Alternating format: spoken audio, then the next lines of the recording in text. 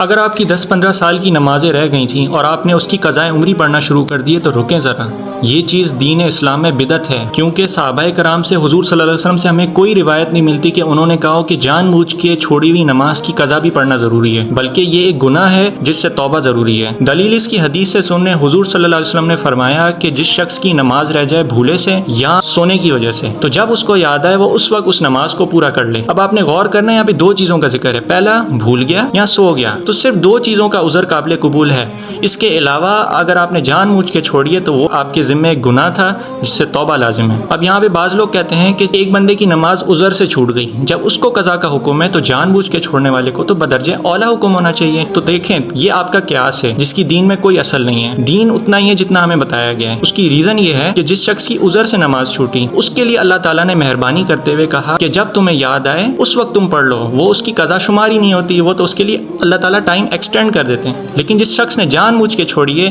اللہ تعالیٰ اس کو سزا کے طور پہ نماز سے محروم کر دیتے ہیں کہ تمہارا ثواب ضائع ہو گیا۔ تو دین کے احکام صرف اتنے ہی ہوتے ہیں جتنے ہمیں بتائے جائیں۔ دلیل اس کی حضرت عائشہ والی روایت ہے، جس میں ایک عورت نے حضرت عائشہ سے پوچھا کہ عورتوں کی جو پیریڈز کی وجہ سے نمازیں مس ہو جاتی ہیں تو اس کی تو وہ قضا نہیں کرتی، لیکن جو روزے قضا ہو جاتے ہیں اس کی وہ قضا کرتی ہیں، حالانکہ نماز بڑی عبادت ہے، روزہ اس سے کم عبادت ہے۔ تو سنیں حضرت عائشہ نے کیا فرمایا کہ حضور صلی اللہ علیہ وسلم نے ہمیں صرف نماز کی قضا کا حکم دیا ہے، روزے کی قضا کا حکم نہیں دیا۔ غور کریں کیا فرمایا، یہ نہیں کہا کہ منع کیا ہے روزے کی قضا سے، بلکہ فرمایا کہ حکم نہیں دیا، خاموشی ہے نبی کی۔ تو صحابہ کرام نے خاموشی کو عافیت جانا اور کہا کہ جتنا حکم ہے صرف اتنا ہی کرنا ہے، حالانکہ نماز تو بدرجہ اولا پوری کرنی چاہیے تھی، لیکن صحابہ کرام نے یہ مطلب لیا ہی نہیں حدیث سے۔ تو ہمیں بھی جتنا بتایا گیا حدیث میں کہ بھولے سے یا سونے کی وجہ سے نماز قضا ہو جائے، تو آپ نے بھی انہی دو عذر کی بنیاد پہ ہی قضا کر کے پڑھنی ہے۔ اگر آپ نے جان بوجھ کے نماز قضا کر دی ہے تو اب آپ کے ذمہ توبہ ہے، اس سے سچی توبہ کریں اور آئندہ نمازوں کی پابندی کی نیت کریں۔ اب بعض لوگ یہاں پہ یہ دلیل دیتے ہیں کہ حضور صلی اللہ علیہ وسلم کی جو جنگ کے موقع پہ نمازیں قضا ہوئی تھیں